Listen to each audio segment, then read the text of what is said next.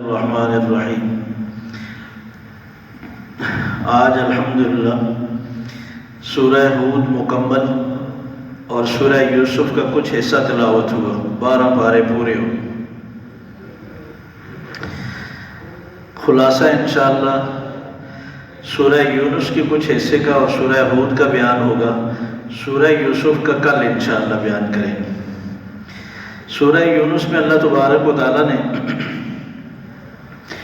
آخرت کا منظر بیان کرتے ہوئے فرمایا کہ وَيَوْمَ نَحْشُرُهُمْ جَمِيعًا، سب کو ہم اٹھائیں گے میدان محشر میں۔ وَنَقُولُ الَّذِينَ أَشْرَكُوا مَكَانَكُمْ أَنْتُمْ وَشُرَكَاؤُكُمْ،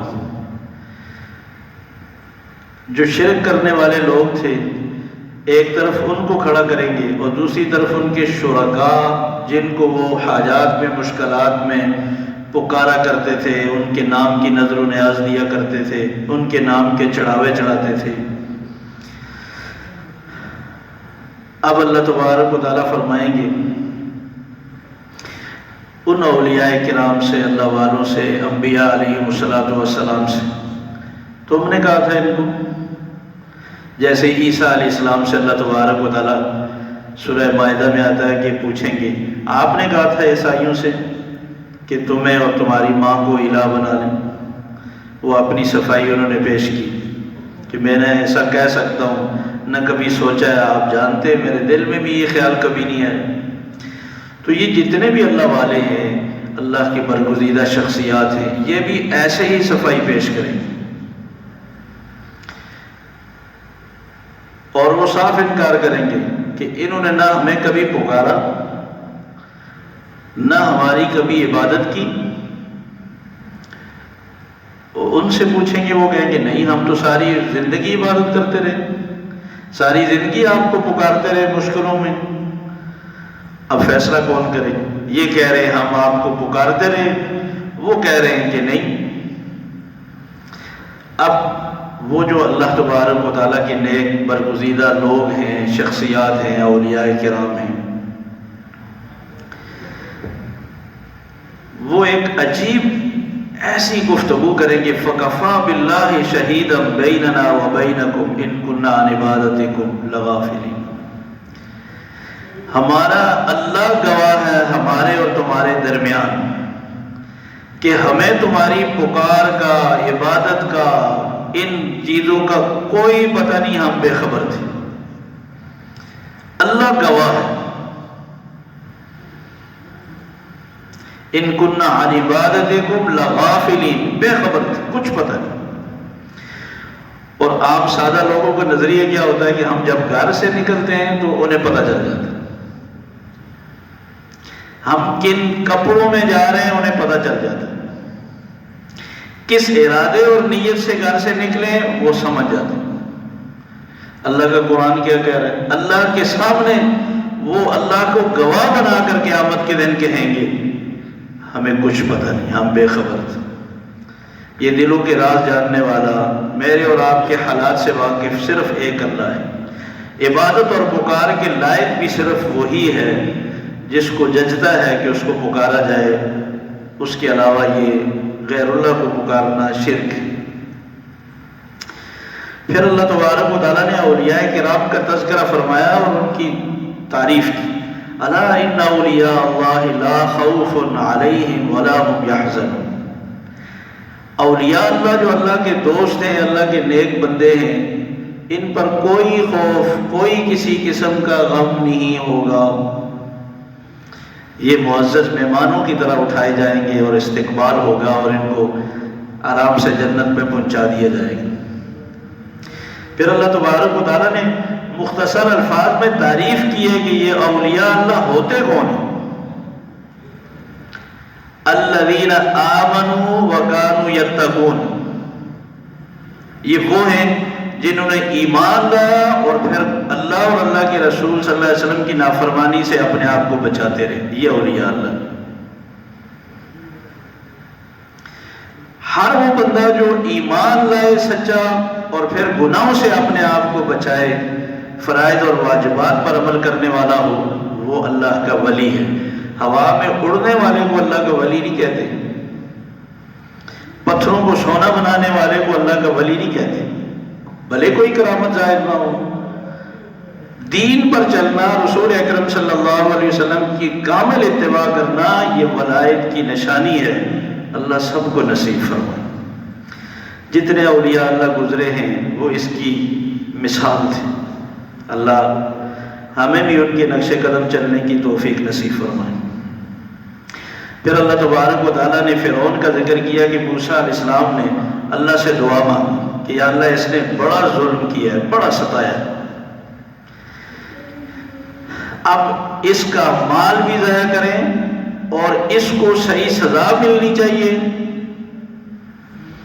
ایسا نہ ہو کہ یہ اب روئے اور آپ اسے معاف کر دیں۔ موسیٰ علیہ السلام یہ دعا مانگ رہے تھے اور ہارون علیہ السلام اس پر آمین کہہ رہے تھے، تو اللہ تبارک و تعالیٰ نے فرمایا قد اجیبت دعوتکما، تم دونوں کی دعا ہم نے قبول کر لی، ایسے ہی ہو۔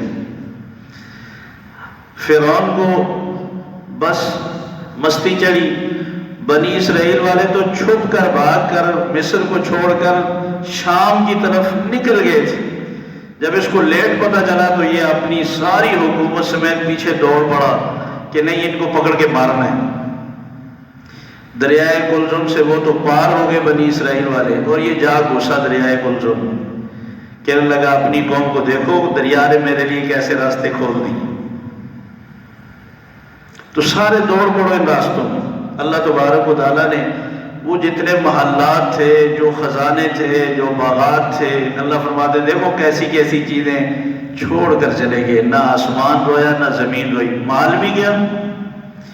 اور آخری وقت اس نے کلمہ پڑھا، اس نے کہا کہ میں موسیٰ اور ہارون کے رب پر ایمان لاتا ہوں، مانتا ہوں میں کہ وہی رب ہے۔ جبرائیل علیہ السلام نے گارا اٹھا کر اس کے منہ میں ٹھونسا۔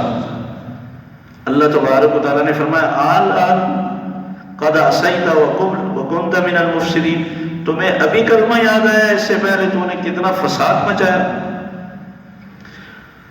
ختم کر دیا۔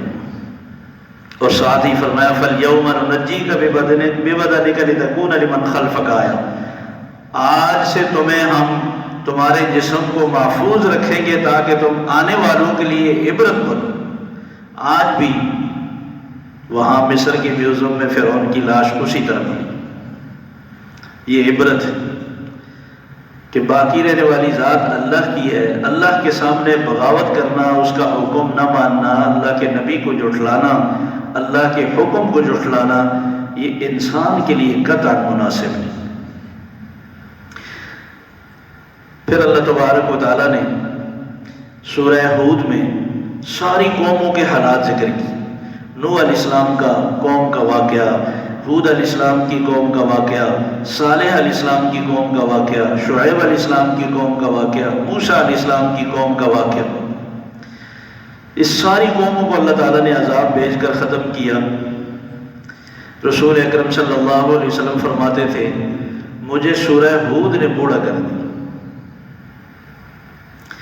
رسول اکرم صلی اللہ علیہ وسلم نے کیا چیز دیکھی ایسی غم والی کہ جو آپ پر اتنی بھاری گزری کہ آپ فرماتے ہیں کہ مجھے بوڑھا کر دیا۔ پچھلی ہلاک ہونے والی قوموں کے حالات پڑھ کر آپ اپنی امت کے بارے میں ڈر گئے کہ کہیں ایسا نہ ہو وہی برائیاں میری امت بھی شروع کر دیں۔ کیا برائیاں تھیں؟ اللہ کے حکم کو جو اپنے مزاج سے ٹکرائے انکار کر دیں۔ اب ہم کہتے ہیں ہمارے حالات اجازت نہیں دیتے، ہاں حکم ٹھیک ہے ہوگا، آیت میں آتا ہوگا، لیکن دیکھیں ہمارے معاشرے میں اس کی اب گنجائش نہیں۔ یہ بھی انکار نہیں تو کیا ہے؟ رسول اکرم صلی اللہ علیہ وسلم کی سنتوں کا اگر کہا جائے تو کہتے ہیں کیا یہ میری خوشی کے لیے سارا دین رہ گیا؟ ہم ایسے ڈال دیتے ہیں۔ کبھی کہتے ہیں کہ ہماری پہلی خوشی ہے اس موقع پر نہ چھیڑیں، کبھی کہتے ہیں یہ آخری خوشی ہے اس موقع پر نہ چھیڑیں، ساری زندگی بڑی عمل کے لیے ہم یوں ٹال دیتے۔ اللہ تبارک و تعالیٰ سے توفیق کی دعائیں مانگی جائیں۔ آپ صلی اللہ علیہ وسلم نے بڑی دعائیں مانگی کہ یا اللہ میری امت پر عذاب نہ بھیج، ورنہ اس امت نے پچھلی کسی قوم کا گناہ باقی نہیں چھوڑا، سارے گناہ کیے۔ نوح علیہ السلام کا واقعہ اللہ تبارک و تعالیٰ نے بڑی تفصیل کے ساتھ ذکر کیا. 950 سال سمجھا کے صرف 80-82 لوگ مسلمان ہوئے. ساری قوم مخالف. کیا نوح علیہ السلام کے اخلاقیات، معاملات، ان کی عبادات، ان کی گفتار لوگوں نے نہیں دیکھی تھی؟ کتنے بد نصیب تھے، 950 سال اللہ کے پیغمبر کو سچا نہیں سمجھ سکے. ساری زندگی کہتے رہے کہ آپ جھوٹے، بل نظنکم کاذبین، ہم آپ کو جھوٹا سمجھیں. اور سب سے بڑی رکاوٹ کیا تھی کہ اللہ کے آپ کے اوپر ایمان لانے والے، آپ کے ماننے والے غریب لوگ ہیں، معاشرے کے کمزور لوگ ہیں. یہ آپ کے جھوٹا ہونے کی دلیل ہے، نعوذ باللہ. اور یہی بات مکہ والے بھی کہتے تھے. اور ان کو آپ بھگائیں تو ہم آپ کے قریب ہونے کے لیے تیار ہیں. اور یہی بات مکہ والے بھی کہتے تھے. مگر اللہ تبارک و تعالیٰ کے ہاں مال و دولت کو نہیں دیکھا جاتا، دل کی سچائی اور جذبات کو دیکھ کر اللہ تبارک و تعالیٰ کے ہاں فیصلہ کیا جاتا ہے. فرمایا غریب ہی صحیح، خبردار ان کو اپنی مجلس سے نہ اٹھانا. آخر میں فرمایا کہ کشتی بنائیں، اس پہ جو ایمان والے ہیں سوار کریں، باقیوں کا انتظام ہم کرتے ہیں. نوح علیہ السلام کو چونکہ بتا دیا گیا تھا کہ جتنے مسلمان ہو چکے ہیں اب اس کے بعد کوئی مسلمان نہیں ہو. اس بتانے کے بعد نوح علیہ السلام نے پھر بد دعا کی، یا اللہ پھر جب کافر ہی رہنا ہے انہوں نے تو پھر ان کو غرق کر دیں، ایک بھی نہ چھوڑیں. ایسی دعا قبول ہوئی، چن کے ختم کر دیے. خود نوح علیہ السلام کے گھر سے بھی ان کا بیٹا، ان کی بیوی اسی طوفان میں غرق ہوئی. اب تو جب بیٹا ڈوبتا ہوا دیکھا نا تو نوح علیہ السلام بھی گڑ گڑا گئے اللہ کے سامنے کہ یا اللہ یہ تو میرا بیٹا ہے، آپ کا وعدہ تھا کہ آپ کے گھر والوں کو بچاؤں گا، یہ تو میرے گھر سے ہے، یا اللہ تو اس کو بچا دے. اللہ نے اتنی سختی سے جھڑکا، فرمایا کہ نوح جس چیز کا پتہ نہ ہو اس کے بارے میں بات نہ کرنا. اگر آپ نے اس کے بعد بھی اس کے متعلق کوئی بات کی تو آپ نادانوں میں سے سمجھے جائیں. نوح علیہ السلام نے فوراً معافی مانگی کہ یا اللہ مجھے پتہ نہیں تھا، میں آئندہ یہ بات نہیں کروں گا، مجھے معاف کر. اس میں سمجھنے کی بات، اس سے قریبی رشتہ دنیا میں کوئی نہیں ہو سکتا. باپ بیٹے کا رشتہ، اس سے قریبی صحبت کوئی نہیں ہو سکتی. ایک دفعہ نہیں، ساری زندگی وہ بچہ ان کی گود میں گھر میں پلا، ان کے صحن میں کھیلتا رہا. لیکن اللہ تبارک و تعالیٰ اس چیز کو نہیں دیکھتے، اللہ بندے کے اس کے اعمال دیکھتے. یہ جو کہا جاتا ہے کہ ہماری نسبت اتنی اونچی شخصیت کے ساتھ ہے کہ اللہ ماننے میں مجبور ہو جائے. نوح علیہ السلام کی ماننے میں تو اللہ مجبور نہیں. بیوی غرق کر دی گئی. اللہ خود فرماتے ہیں لوط علیہ السلام کی بیوی بھی غرق ہوئی، تباہ ہوئی. نوح علیہ السلام کی بھی پیغمبر ہو کر بھی نہیں بچا سکے، اور نہ کوئی بچا سکتا ہے. وہاں اعمال کام آئیں. ہمیں اپنے اعمال پہ نظر رکھنی چاہیے. اگر اچھے ہیں تو اللہ کا شکر ادا کیا جائے، اگر کمزوری ہے تو اس کی اصلاح کی جائے. اللہ تبارک و تعالیٰ پورا واقعہ ذکر کرنے کے بعد کہتے ہیں دیکھیں یہ غیب کی خبر تھی، ہم نے آپ کو بتائی، اس سے پہلے نہ آپ کو پتہ تھی نہ آپ کی قوم میں سے کسی کو پتہ تھی. رسول اکرم صلی اللہ علیہ وسلم کو اللہ تبارک و تعالیٰ نے وحی کے ذریعے سے یہ ساری تفصیل بتائی. یہی تو کمال ہے رسول اکرم صلی اللہ علیہ وسلم کا، یہ سچا ہونے کی نشانی ہے. اللہ تبارک و تعالیٰ فرماتے ہیں ہم اپنے نبیوں میں سے جس پر چاہتے ہیں غیب کی ساری خبریں بتاتے ہیں. اور رسول اکرم صلی اللہ علیہ وسلم نے ان باتوں کو آگے امت کو بتانے میں کوئی بخل سے کام نہیں لیا، ساری تفصیل بتائی. پھر ہود علیہ السلام کا واقعہ ذکر کیا. ان کی قوم بھی ماننے کے لیے تیار نہیں تھی. آخر 8 دن مسلسل آندھی چلائی اور اس قوم کو پہاڑوں سے ٹکرا کر زمین پر اٹھا کے مارا، اور فرمایا کہ ایسے نظر آ رہے تھے جیسے کھجور کے تنے پڑے. حل تری لہم من باقیہ، تمہیں اس قوم کا کوئی ایک آدمی بھی نظر آ رہا ہے دنیا میں؟ قوم ہی ختم کر کے رکھ دی. اللہ کا کوئی مقابلہ نہیں کر سکتا. اس کے بعد صالح علیہ السلام کی قوم کا ذکر فرمایا. صالح علیہ السلام کی قوم نے بڑی ہوشیاری سے کام لیا کہ انہوں نے بے جوڑ پتھر کا گھر بنایا تاکہ زلزلے سے محفوظ رہے، آندھی طوفان سے محفوظ رہے، سیلاب سے محفوظ رہے. چونکہ پہلی قوموں پہ ایسے عذاب آ چکے تھے. اب پورا گھر ایک ہی پتھر گئے، مگر اللہ کی تدبیر غالب رہتی۔ صالح علیہ السلام نے بہت سمجھایا مگر نہیں مانے، کہ لگے تم جھوٹے ہو، ہم تمہیں اللہ کا نبی سمجھتے ہیں، جس عذاب سے ڈراتے ہو بولو اللہ کو بھیج دے عذاب۔ اللہ تبارک و تعالیٰ نے فرمایا ان سے بول دو 3 دن انتظار کرو، اس کے بعد عذاب آ جائے۔ وہ پھر بھی مذاق اڑاتے رہے، کہا کوئی نشانی بتاؤ۔ صالح علیہ السلام نے نشانی بتائی کہ پہلے دن تمہارے چہرے زرد پڑ جائیں گے، سرخ ہو جائیں گے، دوسرے دن زرد ہو جائیں گے، تیسرے دن سیاہ ہو جائیں گے۔ وہ ایک دوسرے کے چہروں کو دیکھ کر پھر بھی مذاق اڑاتا، یار تمہارا تو کلر مجھے ایسا لگ رہا ہے۔ 3 دن کے بعد وہ اس خیال سے تھے کہ کوئی سیلاب آئے گا، ہوا چلے گی، کوئی زلزلہ ہوگا تو ہمارے مکانوں کو کیا ہوگا، ایسا کچھ نہیں۔ ایک فرشتہ بھیجا، اس نے چیخ ماری، اللہ فرماتے ہیں سارے اونگے منہ زمین پر گرے، کلیجے پھٹ کے اس آواز کے خوف سے۔ اللہ کا مقابلہ کوئی نہیں کر سکتا، انسان بہت کمزور ہے۔ اس کے بعد حضرت ابراہیم علیہ السلام کا واقعہ ذکر فرمایا، لوط علیہ السلام کا واقعہ ذکر کیا۔ ابراہیم علیہ السلام کے پاس کچھ لوگ آئے، بڑے خوبصورت۔ ابراہیم علیہ السلام کا دروازہ کھٹکھٹایا، دروازہ کھولا، بٹھایا، بس بٹھانا تھا، اندر چلے گئے۔ وہ چھوٹے چھوٹے گھر ہوتے تھے، بیوی کو کہا مہمان آئے ہیں، جلدی جلدی کھانا تیار کرو۔ اکیلی بیوی ہے، بچے تو ہے نہیں ہے، اس اتنی محنت سے کھانا تیار کیا۔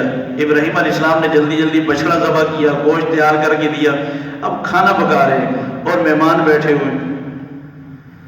اتنے میں ابراہیم علیہ السلام کھانا تیار کر کے لے آئے، اب وہ کھا ہی نہیں رہے۔ ابراہیم علیہ السلام ڈر گئے کہ یہ کیسے مہمان ہیں، اتنی محنت سے کھانا تیار کیا اور یہ کھا ہی نہیں رہے۔ انہوں نے دیکھا کہ ابراہیم علیہ السلام ڈر کیوں گئے، تو خود ہی بتا دیا بھائی ہم انسان نہیں ہیں، ہم انسانی شکل میں آئے ہیں، ہم فرشتے ہیں، کھانا تو کھا ہی نہیں سکتے۔ اب ابراہیم علیہ السلام کا وہ خوف ختم ہو گیا، تو کہنے لگے کیسے آنا ہوگا؟ کہا آپ کو خوشخبری سنانے آئے ہیں بیٹے کی ہیں۔ ان کی اس گفتگو سے بیوی بھی دروازے کے پیچھے آ کر باتیں سن رہی تھی، حضرت سارہ رضی اللہ تعالیٰ۔ اس عمر میں بیٹا، کہا کہ آپ کو کیا تعجب ہو رہا ہے، آپ پر پہلے اللہ کی کون سی رحمتوں میں کمی ہے، اللہ کے لیے کیا مشکل ہے، آپ بیٹے پہ تعجب کر رہے ہیں؟ بیٹے کے بعد پوتے کی بھی خوشخبری ہو، آپ کو پوتا بھی ہوگا، خوشی پہ خوشی۔ مفسرین نے لکھا ہمیشہ بڑی خوشخبری بعد میں سنائی جاتی ہے، اولاد بھی ایک خوشی کی چیز ہے، اس سے بھی محبت ہوتی ہے، اس سے بھی بڑی خوشی اور محبت پوتوں میں پائی جاتی ہے جو خوشخبری بعد میں سنائی گئی۔ حیران رہے، اچھا کہنے لگے اب ہم صرف خوشخبری سنانے آئے تھے، ہم جا رہے ہیں، ہمیں جلدی ہے۔ کہا کہاں جا رہے ہیں؟ کہا لوط علیہ السلام کی قوم پہ عذاب بھیجنے کے لیے اللہ تبارک و تعالیٰ نے ہمیں مامور کی۔ وہ حضرت ابراہیم علیہ السلام کے بھتیجے تھے۔ اب ابراہیم علیہ السلام اپنی خوشخبری بھول گئے، سفارشوں میں لگ گئے کہ معاف کر دو ان کو۔ وہاں تو لوط علیہ السلام بھی ہیں کہ اللہ فرشتوں نے کہا لوط علیہ السلام اور ان کے گھر والوں کو اللہ تبارک و تعالیٰ نے بچانے کا حکم دیا ہے، قوم پر عذاب آئے گا، یار قوم کو بھی معاف کر دو، موقع دے دو۔ اللہ تبارک و تعالیٰ نے دیکھا کہ ابراہیم بار بار سفارشیں کر رہے ہیں، فرمائے یا ابراہیم اعرض عن ھذا، ابراہیم چھوڑ دو، بیچ سے ہٹ جاؤ، یہ فیصلہ اب ٹلنے والا نہیں۔ پھر اللہ تعالیٰ خود ہی فرما رہے ہیں ابراہیم چونکہ دل کا بڑا نرم ہے اس لیے ترس آ گئی۔ ساری بات سے یہ ہمیں سبق سمجھ میں آیا، حضرت ابراہیم خلیل اللہ ہو کر کتنے درمیان میں تکرار کیا، سفارشیں کی، کوشش کی، مگر رب تو رب ہے۔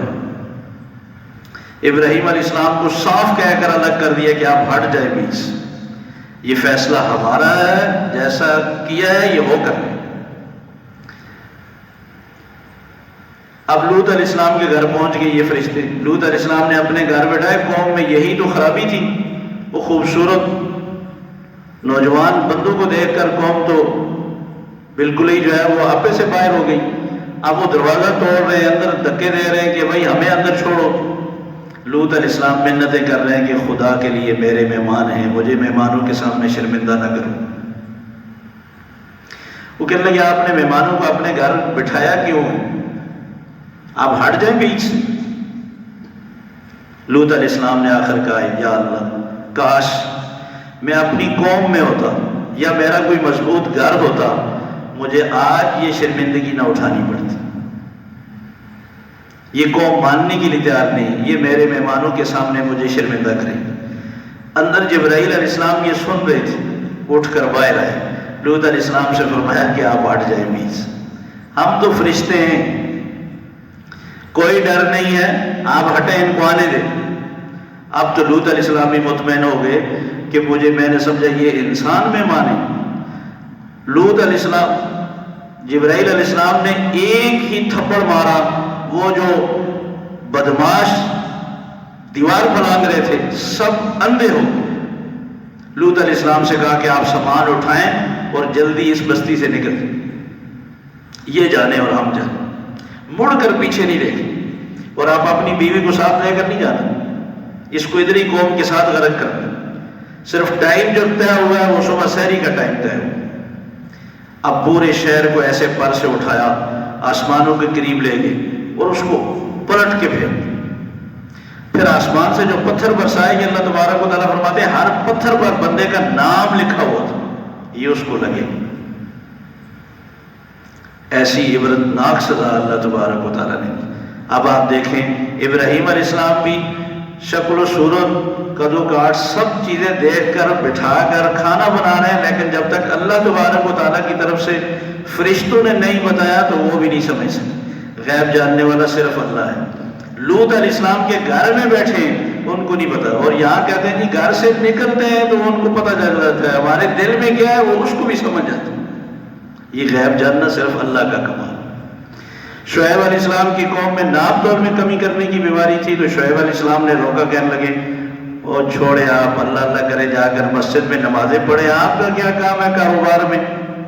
شعیب علیہ السلام نے فرمایا میں تمہیں صحیح بتا رہا ہوں، ورنہ اللہ کی طرف سے عذاب آئے گا، اس تھوڑے سے بھی رہ جاؤں۔ لوگ کہنے لگے اگر ہمیں آپ کی قوم کا ڈر نہ ہوتا نا ہم آپ کو مار دیتے، ڈر یہ ہے کہ آپ کی قوم کے ساتھ پھر کون مقابلہ کرے گا۔ شعیب علیہ السلام نے کہا ظالمو، تمہیں میری قوم سے ڈر تو ہے، اس رب سے نہیں ڈرتے جو تمہیں سزا دے گا۔ بہرحال آخر شعیب علیہ السلام کی قوم پر اللہ تبارک و تعالیٰ نے زلزلہ بھی بھیجا، آسمان سے آگ برسائی، سارے ختم کر کے رکھ دیا۔ فرعون کا تذکرہ کیا کہ فرعون نے موسیٰ علیہ السلام اور ہارون علیہ السلام کو کہا یہ جادوگر ہیں اور یہ تمہارے اخلاق برباد کرنے کے لیے آئے، یہ ہماری حکومت چھیننا چاہتے ہیں، ان کی بات نہیں سننا، میری بات ماننا، میں تمہیں صحیح گائیڈ کروں۔ اللہ تبارک و تعالیٰ نے فرمایا کہ اس ظالم نے اپنے آپ کو بھی تباہ کیا، ساری قوم کو بھی تباہ کیا، اور قوم بھی اس کے پیچھے لگی اور سب کا انجام خراب۔ سارے واقعات ذکر کرنے کے بعد اللہ تبارک و تعالیٰ پھر مجموعی طور پر فرماتے ہیں فما اغنت عنہم آلہتہم الذی یدعون من دون اللہ من شیء۔ ساری قوموں نے اپنے اپنے معبود بنا رکھے تھے کہ آڑے وقت میں کام آئیں گے، کسی کو کوئی کام نہیں آیا۔ اللہ کی طرف سے جو عذاب آیا اس کو پھر کوئی نہیں روک سکتا۔ فرمایا یہ ہے اللہ کی پکڑ، جب اللہ پکڑتے ہیں تو پھر اس سے کوئی نکل نہیں سکتا۔ یہ اللہ تبارک و تعالیٰ نے رسول اکرم صلی اللہ علیہ وسلم کو فرمایا فاستقم کما امرت ومن تاب معک، آپ بھی دین پر جمے رہیں، ڈٹے رہیں، قائم رہیں، آپ کے اوپر ایمان لانے والے بھی اس دین پر قائم رہیں، ڈٹے رہیں، حالات جیسے کیسے ہوں۔ اللہ کی طرف سے امتحانات آزمائشیں آتی ہیں، لیکن دین کو مضبوطی سے تھامے رکھیں، اسی میں کامیابی ہے، اسی میں عزت ہے، اسی میں دنیا اور آخرت کی فلاح ہے۔ اللہ ہمیں عمل کی توفیق نصیب فرمائے۔ ربنا آتنا في الدنيا حسنة وفي الآخرة حسنة وقنا عذاب النار اللهم إنا نسألك العفو والعافية والمعافاة في الدين والدنيا والآخرة